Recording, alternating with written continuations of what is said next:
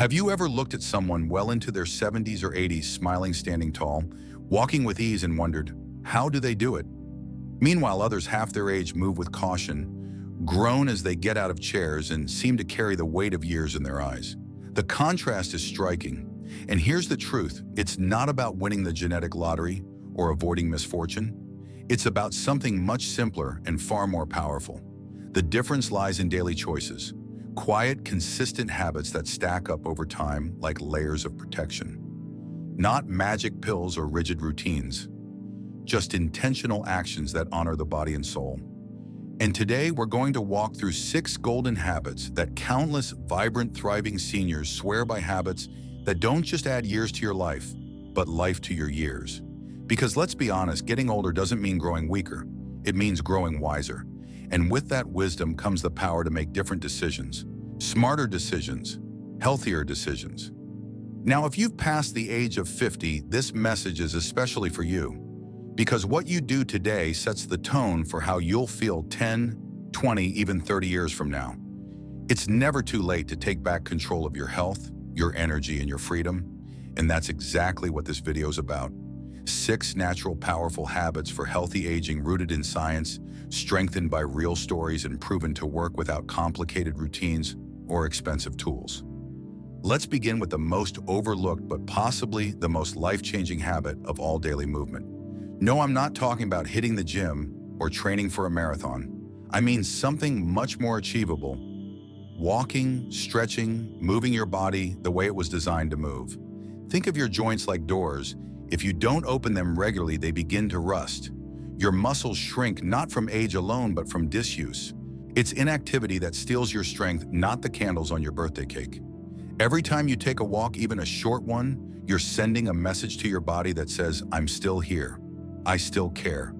You're keeping your circulation flowing, your balance sharp, and your bones strong. And it doesn't take much. A 5-minute stroll around your block, marching in place during a commercial break, taking the stairs instead of the elevator. These little choices add up.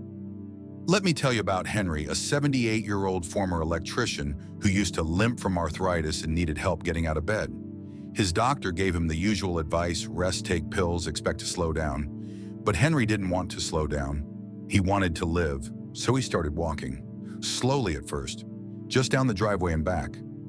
But he did it every day. Within 6 months, he was walking a full mile upright and smiling. I don't feel old anymore, he told me. I feel alive.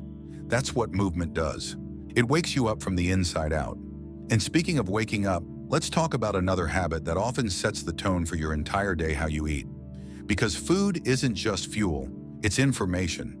Every bite you take tells your body something. It either says heal, thrive, stay strong, or inflame, slow down, break down. And after 50, your body listens more closely than ever. Sadly, too many people fall into the trap of convenience. Microwave meals, sugary snacks, skipped breakfasts. Not because they don't care, but because no one ever told them how much damage those habits quietly cause over time. You may not feel it after one meal, but the toll adds up. That's why one of the golden habits is what I call eating with intention. It's not about dieting or denying yourself. It's about choosing foods that help your body age well: leafy greens, fruits full of antioxidants, healthy fats like olive oil, and nuts and protein to maintain your muscle. Not for vanity, but for vitality. Take Margaret, for instance, a 65-year-old former teacher from Georgia who lived on frozen dinners and crackers for years. She thought her fatigue and joint pain were just aging. But after watching a health talk at her local library, she started making small changes: spinach in the morning, lentil soup for lunch, fresh berries for dessert. Nothing fancy. Within 3 months, her knees stopped aching, her sleep improved, and she dropped 10 pounds without even trying. I didn't go on a diet, she said. I just started feeding my body what it was missing. Food can be your medicine, or it can be your slow poison. The choice is yours. And that brings us to the third habit, one that affects not just your body, but your entire identity: mental engagement. Have you ever walked into a room and forgotten why, or struggled to recall someone's name? These things happen to everyone, but they tend to increase with age. Still, here's the good news. Memory decline isn't a guarantee. In fact, your brain is like a muscle. And with the right kind of exercise, it can stay sharp, flexible, and resilient well into your 80s and beyond. Mental fitness isn't about doing crossword puzzles all day, although those help. It's about staying curious, staying challenged, and staying connected. Reading a new book, learning a new language, trying a hobby you've never explored. Even conversations, real ones, not just texts, force your brain to listen, interpret, and respond in real time. I once met a retired bus driver named Carlos who took up painting at age 72. I'd never held a brush before. He laughed, but now he says it's like his mind is brighter, sharper, more alive. That's what learning does. It wakes you up from within. So if your days feel dull, if your thoughts feel heavy, maybe what you need isn't more rest. Maybe what you need is a little challenge, a little spark to reawaken your sense of wonder. And that, my friend, is where we'll pick up next. Now let's keep going, because once your body's moving, your mind is active, and your plate is filled with real food, there's another powerful area that often gets overlooked but can either quietly erode your independence or become your greatest source of strength. And that's the strength of your muscles. You see, most people don't realize just how early we start to lose muscle mass. It begins in our 30s, accelerates in our 50s, and by the time we're in our 70s, we've lost up to half of it unless we do something about it. And this is where habit number 4 comes in: build strength through resistance. Now don't worry, I'm not asking you to lift heavy weights or join a boot camp. Strength training for healthy aging doesn't mean pumping iron at the gym. It means reminding your muscles they still have a job to do. It means telling your body, I still need you to lift, reach, climb, balance. Even simple exercises like standing from a chair without using your hands, pushing against a wall, or using soup cans as hand weights can help stimulate muscle growth. It's not about looking younger, it's about functioning better. And when your muscles stay active, your bones do too. Your balance improves. Your risk of falling drops dramatically. And most importantly, you feel capable again. Let me share a story with you. Joyce, a 79-year-old grandmother of 6, had a terrifying fall one morning while getting out of the bathtub. Nothing broke, but it scared her. I suddenly realized she said I didn't feel strong anymore. Her daughter suggested gentle leg lifts and chair squats. Joyce began doing them for 5 minutes every morning after brushing her teeth. Today, she does 15 minutes a day and recently took a walking tour of Charleston without needing to sit once. That's not vanity, that's freedom. Because the older we get, the more strength becomes about living life on our terms. Picking up groceries without help, reaching into a cabinet without wobbling, carrying your grandchild without fear. And trust me, that confidence shows up in everything: your posture, your smile, your spark. But here's the catch: you have to start. You don't have to be perfect, just consistent. Because every small move is a vote for your independence. Now, while we're talking about strength, let's shift to something just as important, though it doesn't get talked about nearly enough. That's habit number 5, connection. Deep, real human connection. You can eat the best food in the world, walk 5 miles a day, even have a spotless medical record, but if you feel alone, that loneliness can chip away at your health in ways most people never see coming. Loneliness isn't just emotional, it's physical. Studies have shown that chronic loneliness can increase your risk of heart disease, dementia, depression, and even early death. That's right, it's as harmful as smoking a pack of cigarettes a day. And the worst part, many older adults don't realize it's happening until they wake up one morning and wonder, when was the last time someone really saw me? But just as loneliness weakens us, connection strengthens us. It reminds us we belong. It activates feel-good hormones in our brain. It keeps us sharp, engaged, and grounded. And it doesn't have to mean being surrounded by people 24/7. Sometimes it's one person, one phone call, one shared cup of tea, one game of cards with a neighbor, one story told to a grandchild. Those small moments can be lifelines. I'll never forget Don, an 82-year-old widower, who told me his turning point came when he joined a community gardening group. I thought I was just planting tomatoes, he chuckled, but I was really planting a reason to wake up. That garden became his second family. His laughter came back. His appetite came back. Even his memory sharpened. Because connection isn't optional, it's medicine.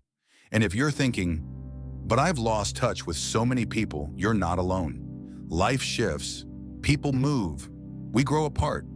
But it's never too late to reconnect. Send a letter, make a call, volunteer, wave at a neighbor. Even watching this video is a form of reaching out because you're still listening, you're still curious, you still care. Let that be your reminder you're not forgotten. You matter, and there are people out there who need to hear your voice just as much as you need to share it. And finally, let's talk about the last golden habit for today, one that makes everything else possible. You can't move well, think clearly, or feel emotionally balanced without it. And yet it's the one most people sacrifice first. That's deep restorative sleep. I know it sounds basic, but sleep is not just rest. It's your body's most powerful form of daily repair. When you sleep, your brain clears out toxins, your muscles rebuild, your immune system resets, and your hormones balance themselves. It's like a reset button every single night, but only if you give it enough time and the right environment. Unfortunately, sleep after 50 gets tricky. You may fall asleep quickly, but wake up at 2 a.m. You may toss and turn, waking up groggy instead of refreshed. You might think it's normal. That's just what happens when you get older. But that's not entirely true. What's really happening is that your sleep rhythm is more sensitive and needs more support. The good news is you don't need sleeping pills or fancy gadgets. What you need is intention. Start by creating a consistent routine. Go to bed and wake up at the same time, even on weekends. Make your bedroom a sanctuary, cool, dark, and quiet. Avoid screens at least 1 hour before bed. Try reading a real book or listening to soft music instead. Cut off caffeine after lunchtime. Avoid heavy meals before bedtime. And if your thoughts race, try journaling them out or practicing a few minutes of slow breathing. Even small changes like dimming the lights in the evening can help your brain produce melatonin, the sleep hormone. And once your sleep deepens, everything else improves: your energy, your mood, your memory, even your appetite. Think of sleep not as the end of your day, but as the foundation for tomorrow. You can stretch, you can walk, you can socialize and eat well, but without sleep, it all feels harder. So protect your sleep, honor it. It's not laziness, it's self-respect. Now that we've walked through the 6 golden habits movement: nutrition, mental stimulation, strength training, human connection, and quality sleep, it's time to pull it all together. Not in the form of a lecture or a checklist, but in the spirit of something deeper, a personal promise to yourself. Because here's the truth that no doctor, no health app, no supplement company will say out loud: you don't have to be perfect to age well. You don't have to do everything right. You don't need a flawless routine, a gourmet diet, or a marathoner's stamina. What you need is intention. What you need is consistency. What you need is to keep choosing yourself day after day in small ways that add up. And yes, the world makes it easy to forget that. You turn on the TV and it tells you aging is a problem to fix. You scroll through ads promising miracle cures and overnight transformations. You see silver-haired models with abs sculpted like statues and wonder, am I behind? Did I miss my chance? The answer is no, you're not behind. You haven't missed anything. If you're breathing, you're still in the game. Healthy aging is not about avoiding wrinkles or pretending you're 25 again. It's about being strong enough to walk to your mailbox without worry. It's about remembering names, telling stories, sharing wisdom, and living life with meaning, whether that means playing with grandkids, painting, traveling, volunteering, or simply sipping coffee in the sunshine without pain. Let me tell you about Irene. She's 91, still lives alone, still makes her own soup from scratch, still writes postcards to her nieces. I asked her once what her secret was. She said, I never stopped doing the things I could do. Even when I lost some, I focused on the ones I had left. That's the mindset that keeps people young. Not denial, not perfection, but the quiet, steady commitment to showing up. So maybe for you, it starts with a walk around the block, or a new vegetable on your plate, or a crossword puzzle over coffee. Maybe it's saying yes to a community event, or finally going to bed before midnight. Maybe it's letting yourself rest without guilt, or picking up a book instead of the remote. Whatever it is, don't wait for motivation to strike. Start small, start now, because the tiniest changes made with love can shift everything. And if it helps, remember this: your body is listening to how you treat it. Your mind is responding to what you feed it. Your heart is waiting for you to reconnect. It's not about adding years to your life, it's about adding life to your years. Aging is not the end of the story, it's the chapter where your wisdom finally meets your freedom, where you don't have to prove anything to anyone, where you get to live slower, deeper, and more intentionally than ever before. So choose habits that honor that. Choose habits that lift you up. You might be surprised by how much is still possible. And here's what I'd love from you. Share in the comments below, what's one small habit you're starting today to feel more alive? Don't be shy. Your words might inspire someone who's been stuck waiting for a sign to begin. If this message spoke to you, if you felt seen, if it reminded you that your health and joy still matter, please give this video a like, subscribe to the channel, and share it with someone you care about.